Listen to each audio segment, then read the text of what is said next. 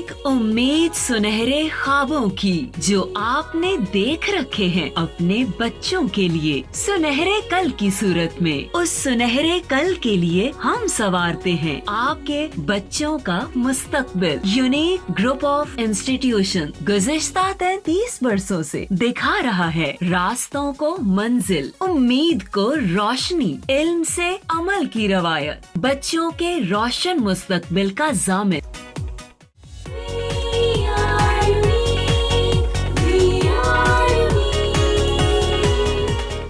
जी बेटा अस्सलाम वालेकुम। बेटा लेक्चर नंबर 67 में हम डिस्कस कर रहे हैं न्यूमेरिकल प्रॉब्लम्स, एक्सरसाइज के न्यूमेरिकल प्रॉब्लम्स हैं। ये न्यूमेरिकल प्रॉब्लम्स हमारी बुक के पेज नंबर, ये बुक का पेज नंबर एक्सरसाइज के हैं, बुक का पेज नंबर 89 पर है। फर्स्ट न्यूमेरिकल प्रॉब्लम की स्टेटमेंट देखते हैं। इंपॉर्टेंट न्यूमेरिकल प्रॉब्लम है, अक्सर औकात शॉर्ट में आ जाता है। स्टेटमेंट देखिएगा क्या कहता है। कहता है जी the charge of how many negatively charge particles. For example ये मेरे पास कुछ नेगेटिवली चार्ज पार्टिकल्स पड़े हुए हैं। कहते थे charge of how many negatively charge particles would equal to 100 micro coulomb. ये बहुत सारे नेगेटिवली चार्ज पार्टिकल्स पड़े हैं, कितने होने चाहिए ये नेगेटिवली चार्ज पार्टिकल्स कि उनका चार्ज मिलाकर इकट्ठा कर कर कितना बन जाए 100 माइक्रो कूलम। मैंने वो बताने हाउ मैनी, कितने होने चाहिए negatively charge particles. Assume charge on one, यानी ये जो चार्ज पार्टिकल्स मैंने बनाए, कहते किसी एक पर कितना है 1.6 इंटू 10⁻⁻19 कूलम। एक पर इतना है, कितने मैं इकट्ठे करूं कि मेरा इन सब का चार्ज मिलाकर कितना हो जाए 100 माइक्रो कूलम का चार्ज बन जाए जी। ठीक है जी। तो बच्चों सबसे पहली चीज डाटा में उसने हमें चार्ज बताया हुआ है, कितना है 100 माइक्रो कूलम। हमें करना कितना है चार्ज, जो हमारा रिक्वायर्ड चार्ज है, चार्ज क्यू कितना होना चाहिए 100 माइक्रो कूलम्स का। कितने में चार्ज पार्टिकल्स इकट्ठे करूं, हाउ मैनी का मतलब है ये चीज मैंने फाइंड करनी है, कितने होने चाहिए चार्ज क्यू कितना, ताकि मैं 100 माइक्रो कूलम का चार्ज इकट्ठा कर सकूं। एक बार उसने कितना बताया हुआ है, charge on one negative charge particle. ये सारे नेगेटिवली चार्ज पार्टिकल पड़े हैं, बहुत सारे पड़े हैं। उनमें से कहता है एक, अगर मैं देखूं तो एक पर नेगेटिव चार्ज कितना है, charge on one negative particle कितना है 1.6। ये भी डाटा के अंदर आ गई चीज जी। चार्ज ऑन वन, एक नेगेटिव पार्टिकल पर कितना है, दैट इज 1.6 इंटू 10⁻⁻19 कूलम्स का। एक पर इतना है, मैंने बताना है how many negatively charge particles, यानी मैंने क्या बताना है उसको, negatively charge, number of charge particles बताने कितने होने चाहिए। डाटा के बाद हम हेडिंग की थी टू फाइंड की, छोटा सा न्यूमेरिकल है, शॉर्ट क्वेश्चन में अक्सर औकात आ जाता होता जी। मैंने क्या बताना है, नंबर ऑफ चार्ज पार्टिकल्स कितने मैं इकट्ठे करूं, यानी मैंने नंबर ऑफ चार्ज पार्टिकल्स बताने कितने होने चाहिए जी। मैं उसको लेट कर लेता हूं, मैंने उसको एन के साथ रिप्रेजेंट किया कि कितने होंगे मेरे, तो मिलकर इतना वैल्यू मेरे पास बन जाएगी। एक नेगेटिव पार्टिकल चार्ज पार्टिकल्स किसकी इक्वल होता है, एक अगर मैं सिंगल पर लूं, अगर मैंने जहां मैंने लिखा था ना ये इतने बन रहे हैं, तो ये मैं सबको इकट्ठा करूं, उन सबका चार्ज को कंबाइन कर लूं, मिलाकर मेरा इक्वल आंसर कितना आना चाहिए ये। तो फार्मूला हम यहां से क्या बनाएंगे, एक था उस पर इतना था, दूसरे पर इतना, सारे इकट्ठे करूं मैं। फॉर एग्जांपल ये अगर मैं काउंट करूं 1 2 3 4 5 6 7 8 हैं, मैं कहता हूं ये 8 हैं, ठीक है। इनको मैं मल्टीप्लाई करूं किसके साथ, 1.6 इंटू 10⁻⁻19 के साथ, तो ये मेरा इक्वल बन जाए किसके 100 माइक्रो कूलम के इक्वल बन जाए। लेकिन अब मुझे पता तो नहीं है कि वो कितने पड़े हुए हैं, मैंने तो सिर्फ ये बताना है तो जितने हैं सारे का चार्ज मिलाकर इतना बन जाए, इतना बन जाए, तो उसका मतलब है ये जो मेरा 8 था जो तो मैंने काउंट किए थे वो तो मेरा फिर अननोन होगा। उस अननोन वैल्यू को मैं मल्टीप्लाई करूंगा किसके साथ, जो मेरा 1 पर है, ठीक है, और उसको मैंने इक्वल करना है किसके, Q के। Q का मतलब है इसकी इक्वल करना है, तो फार्मूला फिर मेरा क्या बनेगा, Q is equal to n e. ये फार्मूला मैंने ऐसे डिजाइन किया है, Q is equal to n e, कि मैंने अपना चार्ज इक्वल करना है कितने नंबर ऑफ चार्ज पार्टिकल्स हों उनकी क्वांटिटी को मल्टीप्लाई करना है मैंने किस पर, जो मेरा 1 है। तो रिक्वायर्ड तो मुझे ये है ना भाई, रिक्वायर्ड तो मुझे n है, n इज इक्वल टू क्या बन जाएगा, Q ओवर E, ऐसे ही बनेगा जी। ये फार्मूला था जी, फार्मूला के बाद आ जाएगा सोल्यूशन, छोटा सा न्यूमेरिकल था, इधर ही सॉल्व हो जाएगा जी। सोल्यूशन में देखिएगा फार्मूला हमने यूज़ करना है n is equal to Q divided by E। इधर ही फार्मूला, इधर ही इसका सोल्यूशन कर लेते हैं जी। n is equal to Q कितना है, 100 माइक्रो कूलम। इसका जो यहाँ पे यूनिट चेंज करना है ज़रा, 100 ऐसे ही आएगा, माइक्रो हमने पढ़ा था 10 power minus 6 coulombs. Got it. ले जी मैं लिख रहा हूँ इसको, 100 multiply by 10 raise to power minus 6 divided by 1.6 into 10 raise to power minus 19। किसकी वैल्यू है, charge on one negative particle. एक पार्टिकल पर चार्ज को मैं किसके साथ रिप्रेजेंट कर लूँ, ई के साथ कर लूँ जी। इलेक्ट्रॉन पर चार्ज इतना होता है ना 1.6 into 10 raise to power minus 19 coulomb का, इलेक्ट्रॉन को ई के साथ रिप्रेजेंट करते हैं।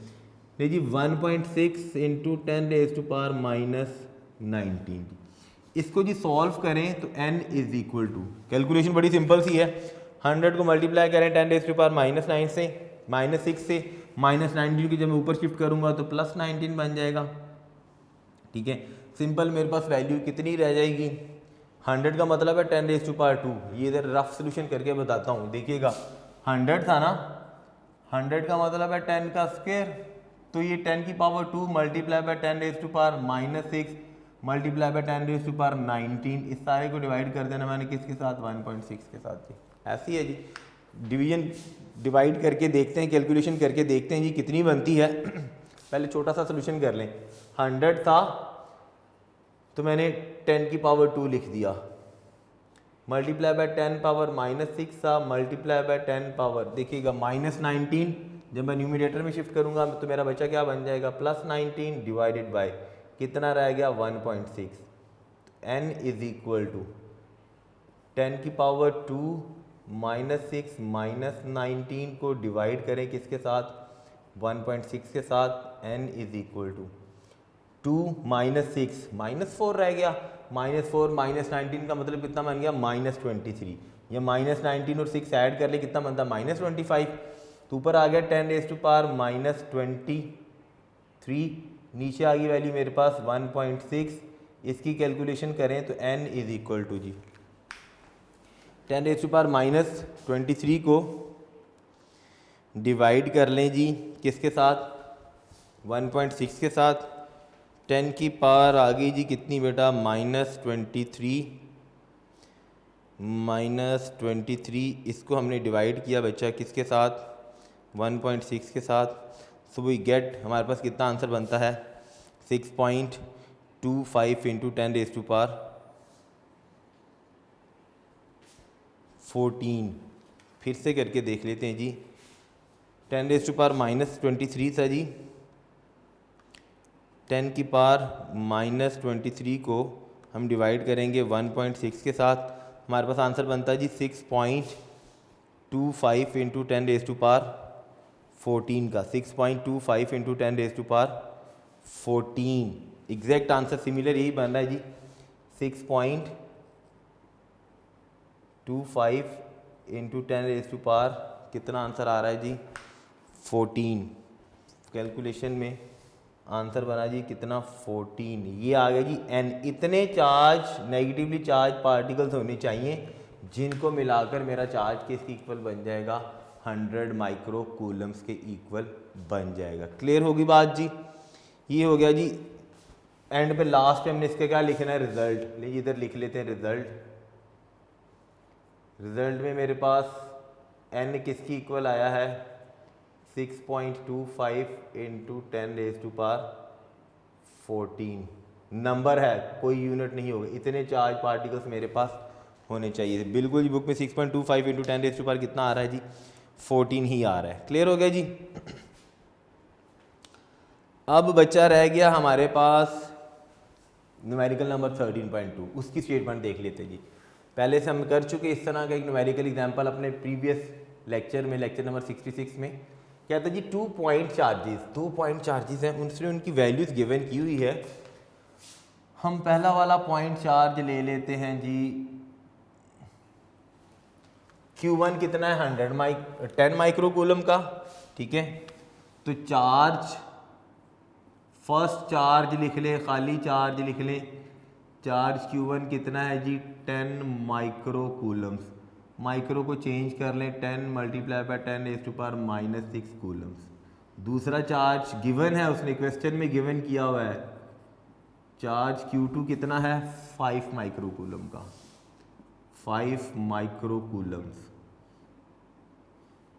इधर भी माइक्रो को चेंज कर लें, यूनिट 5 मल्टीप्लाई बाय 10⁻⁻6 कूलम्स की। ये Q2 आ गया। कहता है are placed at a distance of 150 metre. भाई उन दोनों चार्जेस के दरमियान डिस्टेंस कितना है? डाटा में ये चीज़, तीसरी चीज़ आ गई जी। क्या चीज़? डिस्टेंस आर कितना है जी? 150 मीटर का। भाई डिस्टेंस का यूनिट मीटर होता है, कोई ज़रूरत नहीं है चेंज करने की। इतना डाटा और कोई इंफॉर्मेशन नहीं दी हुई। फाइंड क्या करना है हमने? टू फाइंड में व्हाट विल बी, ये है जी find, what will be the Coulomb force between them. Find में हमने क्या करनी है? उन दोनों के दरमियान जो कूलम फोर्स है जी। ले जी, फाइंड आउट हमने करना है बेटा कूलम फोर्स F। एक तो ये फाइंड आउट करनी है और साथ में also find the direction of force. अब मेरी बात सुनिए, पॉजिटिव है, पॉजिटिव है, दोनों पॉजिटिव है। ये तो मैं आंसर आपको इधर ही बता देता हूँ। सिमिलर, सिमिलर का मतलब क्या हो गए? लाइक। और भाई जब लाइक थे बच्चा जी, तो फिर फोर्स हमने पढ़ी थी कौन सी होती है? रिपल्सिव। वैसे ही है, रिपेल करेंगे ना। ठीक है, एक तो हमने बतानी कूलम फोर्स कौन सी है, और दूसरी बतानी है direction of force. Direction of force attractive है या रिपल्सिव? लो जी, डायरेक्शन ऑफ फोर्स क्या होगी? टू फाइंड के बाद आ जाइएगा जी फार्मूला। फार्मूला हमारा कूलम्स लॉ का F is equal to K Q1 Q2 divided by R square. लीजिए फार्मूला ये था। अब हम अपने ना डाटा में यहाँ पर K की वैल्यू भी लिख लीजिए, ताकि यूज़ करनी ना आपने। 9 multiply by 10⁻9 newton metre square पर कूलम स्क्वायर। क्लियर हो गया जी। ये फार्मूला था। आ जाइए बेटा सोल्यूशन पर। आसान सा है, कोई इतनी टेक्निकलिटीज नहीं है। F इज इक्वल टू, बार बार फार्मूला इसलिए लिख रहा हूँ ताकि आपको याद हो जाए, Q1 Q2 divided by R square. लीजिए इस फार्मूला में मैंने सिंपल से सिर्फ वैल्यूज को सब्स्टिट्यूट करना है और मेरा ऑटोमेटिकली आंसर आ जाएगा। लीजिए बेटा F is equal to, K की वैल्यू हमें याद है जी 10⁻9, 9 into 10⁻9 multiply by Q1, 10 multiply by 10⁻⁻6, 10 multiply by 10⁻⁻6 multiply by Q2, 5 multiply by 10⁻6, 5 multiply by 10⁻6 whole divided by R distance 150। ठीक है जी। इतना सा था ना? नहीं इतना सा था। स्क्वायर लिखना है, भूलना नहीं है। फार्मूला में यहाँ पे स्क्वायर था जी। लीजिए अब इसकी तरह कैलकुलेशन कर लेते हैं, सॉल्व कर लेते हैं। आसान सा काम।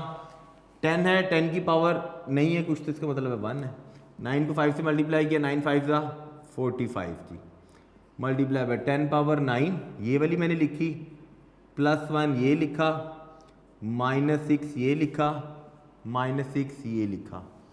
होल डिवाइडेड बाय 150 का ले लें जी स्क्वायर, कैलकुलेटर से ले लीजिए कि 150 का जी स्क्वायर कितना बनता है। 150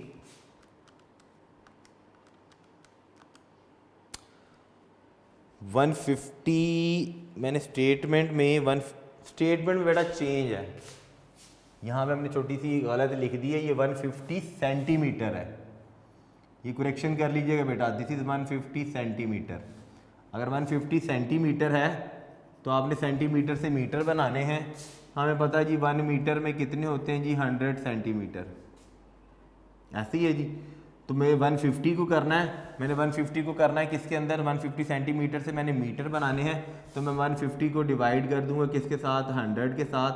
तो 150 को 100 से डिवाइड किया तो आई गेट 1.5 मीटर, इतना ही बनता है जी। 150 को आप 100 से डिवाइड करें, कैलकुलेटर से करके देख लीजिएगा, 150 को 100 से डिवाइड किया तो आपके पास कितना आंसर आया, 1.5 मीटर। ये मैंने यूनिट चेंज करने का मेथड बता दिया कैसे करना है।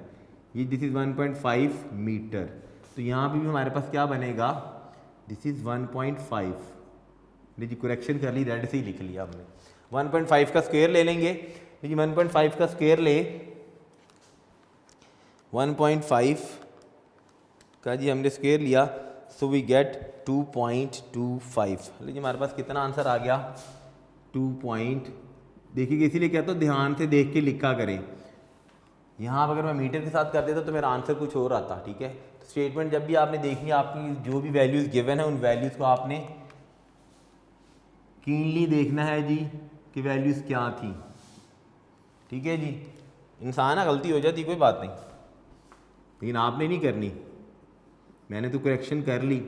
45 मल्टीप्लाई बाय 9 + 1 10, 10 माइनस -6 -6 -12 क्या बन गया, 10 ⁻⁻ 9 + 1 10, 10 - 12 10 कितना बन गया, -2 whole divided by 2.25। So we get f is equal to 45 multiply by 10 - 2 था, ठीक है। इसको डिवाइड कर दीजिए किसके साथ, 2.25 के साथ। जी 45 multiply by 10 - 2 whole divided by 2.25। So we get answer हमारे पास कितना बन गया, 0.2। एफ हमारे पास कितना आ गया, दिस इज 0.2। फोर्स था तो फोर्स का यूनिट हमें पता है न्यूटन, एक चीज़ हमने निकाल ली। दूसरी चीज़ हमें कहाँ से पता चलेगी फोर्स अट्रैक्टिव थी रिपल्सिव थी, वो मैंने आपको बता दिया, बिकॉज दोनों पॉजिटिव थे, दोनों पॉइंट चार्जेस प्लस था सिमिलर थे। तो फिर डायरेक्शन ऑफ फोर्स क्या है यहाँ पे, ले जी direction of force is repulsive. Clear हो गया जी। लास्ट पे बेटा लिख लें रिजल्ट में मेरा बच्चा दो चीज़ें हमने फाइंड आउट की हैं, एक हमने फोर्स फाइंड आउट की है F is equal to 0.2 newton, और दूसरी हमने डायरेक्शन फाइंड आउट की है, वो क्या है, रिपल्सिव। दूसरी चीज़ है जी direction of force is repulsive. Clear हो गया जी। ये हो गया जी बेटा न्यूमेरिकल नंबर 13.2। एक और करते हैं जी 13.3, उसकी स्टेटमेंट देखते हैं उसमें क्या कहता है जी। 13.3 में काफ़ी टेक्निकल सा है और इम्पॉर्टेंट है 13.3 वाला। स्टेटमेंट लिखते हैं जी, देखते हैं उसके बाद सोल्यूशन क्या है उसका जी बेटा न्यूमेरिकल प्रॉब्लम नंबर 13.3 काफ़ी इंपॉर्टेंट न्यूमेरिकल प्रॉब्लम है। ध्यान से आपने स्टेटमेंट देखनी कि उसमें क्या क्या रहा है वो, ठीक है, और हमने फाइंड आउट क्या करना है। देखिए अगर आप क्लोजली ऑब्जर्व करें तो उसमें लिखा हुआ है द फोर्स ऑफ, उसने पहले ही बताई है क्या चीज़, रिपल्शन। अब भाई रिपल्शन है तो इसका मतलब है दोनों चार्जेस कौन से होंगे, दे बोथ आर लाइक। कहता है the force of repulsion between two identical का मतलब होता है सेम, एक जैसे, जुड़वा जिसको हम कहते हैं। Identical positive charges is 0.8 Newton. लीजिए डेटा में पहली चीज क्या आ गई, कहता है जी रिपल्सिव फोर्स उसने गिवन की हुई है, तो फोर्स कूलम फोर्स उसने हमें बता दी है कितनी है 0.8 न्यूटन। लो जी फोर्स गिवन है, force F is equal to 0.8 newton की। कहता है when charges are 0.1 metre apart, एक चार्ज यहाँ था दूसरा यहाँ था, इन दोनों के दरमियान डिस्टेंस कितना है 0.1 मीटर का। देखिए डाटा में दूसरी चीज क्या आ गई जी, डिस्टेंस R कितना है 0.1 मीटर का। अब क्वेश्चन उसका क्या है, find the value of each charge. कहता है वो जो आइडेंटिकल चार्ज थे ना, एक जैसे थे, भाई उनकी वैल्यू कितनी है वो आपने बतानी है। आपने वैल्यू ऑफ ईच चार्ज बतानी है। डाटा के बाद टू फाइंड में हमने क्या बताना है, value of each charge, her charge की वैल्यू ऑफ ईच चार्ज, यानी मतलब हमने Q1 बताना है क्या होगा, हमने Q2 बताना है क्या होगा। टू फाइंड इंपॉर्टेंट है, ध्यान से आपने देखना है जी। टू फाइंड के बाद फार्मूला जो हम यूज करेंगे वो तो हमारा एक ही है जी, F is equal to K Q1 Q2 divided by R square. इसी फार्मूला की मैं थोड़ी सी शक्ल बदलूंगा, ध्यान से। फार्मूला के बाद आ जाइएगा बेटा जरा किस चीज पर, सॉल्यूशन पर देखिए सॉल्यूशन में एक स्टेटमेंट लिख रहा हूं। उसने मुझे कहा था कि मेरे चार्जेस दोनों आइडेंटिकल हैं। जरा मैं डाटा में अपनी एक और चीज भी लिख लूं, K की वैल्यू जो मैंने यूज करनी है वो मुझे उसने किसी न्यूमेरिकल प्रॉब्लम में नहीं बतानी, मैंने जुबानी याद रखनी है। मैंने रखी तो अब आपने भी रख लेनी है। लीजिए अब देखिएगा ध्यान से, कहा उसने चार्जेस क्या थे आइडेंटिकल का मतलब है सेम, एक जैसे। भाई एक जैसे होंगे तो अपने यहाँ में एक छोटी सी स्टेटमेंट लिख के उसको देनी है, एज चार्जेस आर आइडेंटिकल। और भाई एक जैसे हैं, मैं कहता हूं जी Q1 इक्वल है किसके, Q2 के, एक जैसा है। मुझे एक जैसे को एक और एक जैसे का नाम दे दे तो मैं कहता हूं ये दोनों Q की इक्वल है। ध्यान से मेरे साथ साथ रहिएगा। If they both are equal to Q, अगर ये दोनों Q की इक्वल हो गए तो अब मेरा फार्मूला क्या बनेगा, फार्मूला पुराना वाला हम वही यूज करेंगे, अपना एक ही formula F is equal to K। Q1 की जगह क्या लिखूंगा Q, भाई दूसरे Q2 की जगह भी क्या लिखूंगा Q, क्योंकि दोनों तो Q की इक्वल है, डिवाइडेड बाय क्या आ गया मेरे पास R स्क्वायर। शक्ल बदल रहा हूं, ध्यान से देखिएगा। F is equal to K, Q को मल्टीप्लाई किया तो we get Q square divided by R square. इसको इधर मल्टीप्लाई करें, Q को इधर डिवाइड करें K को, तो हमारे पास क्या बन गया Q square is equal to F multiply by R square divided by K। Got it. अब जरा वैल्यूज लगा दीजिएगा जी, वैल्यूज लगाइए। और फोर्स कितनी थी बच्चा, फोर्स थी जी शाबाश 0.8 न्यूटन की। और भाई 0.8 मल्टीप्लाई बाय डिस्टेंस कितना था मेरा बच्चा 0.1 और इसका स्क्वायर लेना मत भूलिएगा, बार बार बता रहा हूँ, डिवाइडेड बाय K की वैल्यू क्या थी 9 मल्टीप्लाई बाय 10⁻⁹। लीजिए सॉल्व कर लेते जी। Q स्क्वायर इक्वल्स टू 0.8 को मल्टीप्लाई करें 0.1 के स्क्वायर के साथ। लीजिए 0.8 को हमने कैलकुलेटर ये है जी, लीजिए बच्चा जी 0.8 को पहले जी 0.1 मल्टीप्लाई बाय 0.1 मेरे साथ साथ कैलकुलेशन कीजिएगा। इसको मल्टीप्लाई कर रहे हैं हम जी किसके साथ 0.8 के साथ। सो वी गेट, हमारे पास ऊपर न्यूमरेटर में आ गया 8 मल्टीप्लाई बाय 10⁻³ कितना आ गया जी 8 मल्टीप्लाई बाय 10⁻³ और नीचे क्या है जी 9 मल्टीप्लाई बाय 10⁻⁹। दोनों को ब्रैकेट्स में लिख लें, कैलकुलेटर पर लिखने में आपको आसानी होगी। हम Q स्क्वायर फाइंड आउट कर रहे हैं, इस सारे को सॉल्व करें। इस सारे को हमने सॉल्व किया तो सॉल्व करने के बाद जो हमारे पास आंसर बनेगा दैट इज Q स्क्वायर किसकी इक्वल आया है, Q हमारे पास आ रहा है जी इसको इससे डिवाइड करें, जो आंसर आएगा उसको आपने स्क्वायर रूट लेना है, तो आपके पास खाली रह जाएगा क्यू। क्यू को सॉल्व किया तो वी गेट आंसर 9.4 इंटू 10⁻⁻7। ए क्यू का आंसर आया कितना 9.4 इंटू 10⁻⁻7 और यूनिट क्या आया कूलम्स। एक अगर क्यू इसकी इक्वल है तो हमने स्टार्ट में पढ़ा एज चार्जेस आर आइडेंटिकल, और भाई चार्जेस एक जैसे थे तो इसका मतलब है Q1 किसकी इक्वल होगा 9.4 इंटू 10⁻⁻7 कूलम के, और ऐसे ही Q2 भी किसकी इक्वल होगा 9.4 इंटू 10⁻⁻7 कूलम्स के। ले जी ये सारे आ गए हमारे पास, और तो हमने कुछ नहीं फाइंड आउट करना था। इसी चीज़ को हम रिजल्ट में लिख लेते हैं, यहीं पे इधर ही लिख लें जी रिजल्ट